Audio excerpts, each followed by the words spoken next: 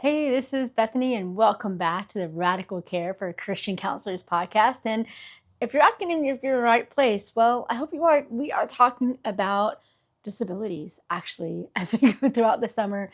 And this space, this podcast, is really for anyone who wants to care well for other people.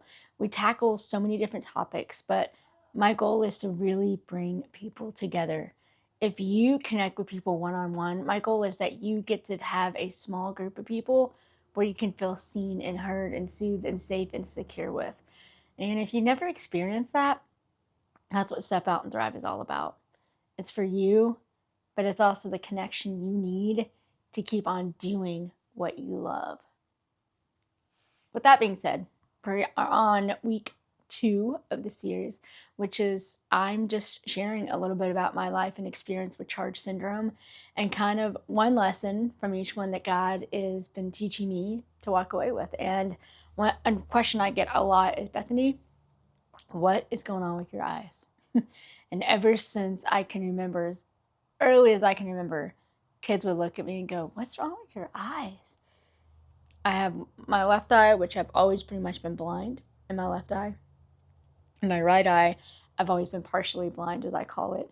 But I have coloboma in both eyes. And what that condition is when the eye is formed, and basically it did not form properly. And my coloboma goes all the way to the optic nerve. So there's no correcting it. It's always been a challenge. And where I am right now, as the older I get, the worse my vision gets. And so that's been the challenge of walking that out lately, the last couple years, and to be grasping and walking through vision loss. And it's definitely been a whirlwind of changes. But one thing that God has taught me in this vision loss journey is it's so amazing once you can embrace the joy that it takes to be in these moments. And people go, "Joy? What are you talking about? This makes no sense." And I often share this story, and I think I've shared it maybe once on here. So if you've already heard it, you get to hear it again. But one of the things that I've learned to play is a game called Beep Ball. Beepball. It was designed originally for people that have vision loss. And how you play, it's a game of baseball where somebody does pitch, but it's somebody from your own team. And as you're batting, you're blindfolded. The only person that's not is the pitcher. And in order to get to the base and be safe, you just run to this big padded base. So you hit the ball and the ball beeps, and then you try to get to this base. And if you get to the base before somebody finds the ball and raises the ball above their head, you're safe. But if they find the ball and they raise it above their head before you find the base, you're out. It's a pretty interesting game. And I remember at first hearing about it and going, "That's nice, no."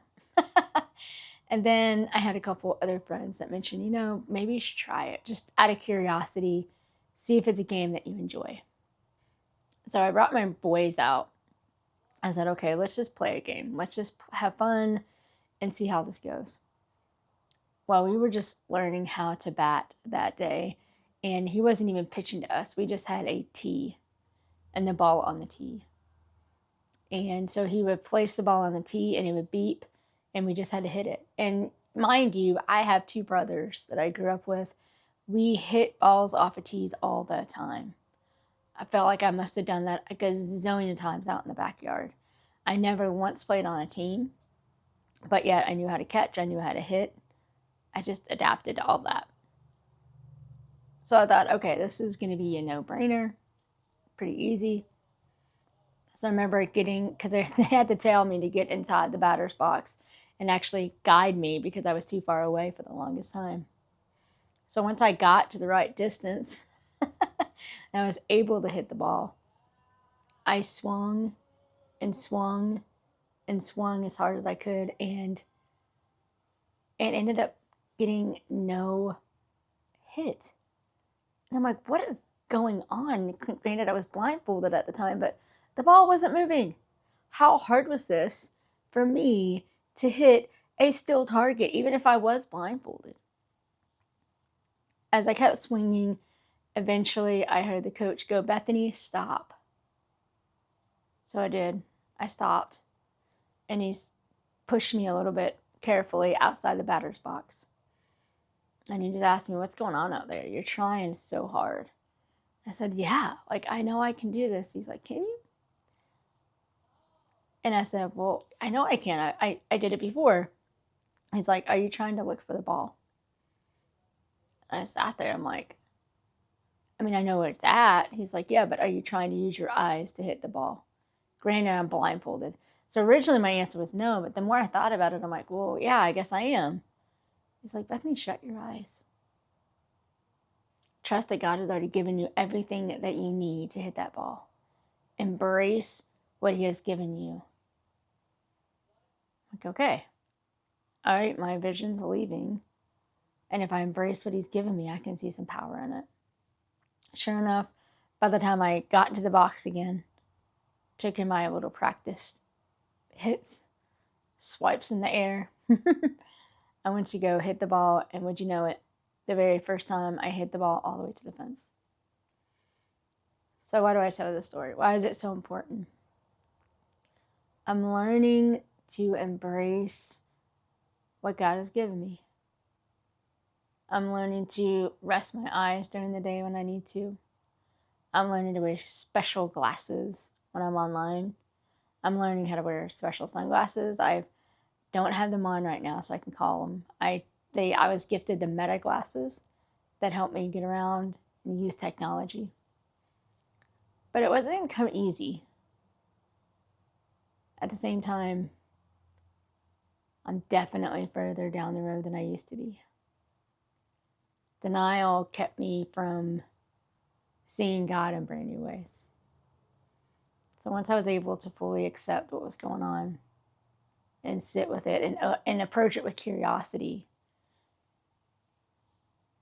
until that happened, I just kind of felt stuck. I almost fought any kind of change that came up. But really, when I saw the strength of what was going on past all the loss, it really was a life-changing moment. So, what's a life-changing moment for you? What's a moment that you thought for sure was supposed to look a certain way and God's like, "Nope," and He changes it? Stay curious, my friends. Keep reframing what's going on in your life. And always dare to do more than just survive. Step out and thrive. If you would like any resources, please check them out at bethanyboring.com, and we'd love to see you in a future group. Have a great week, everybody. Bye.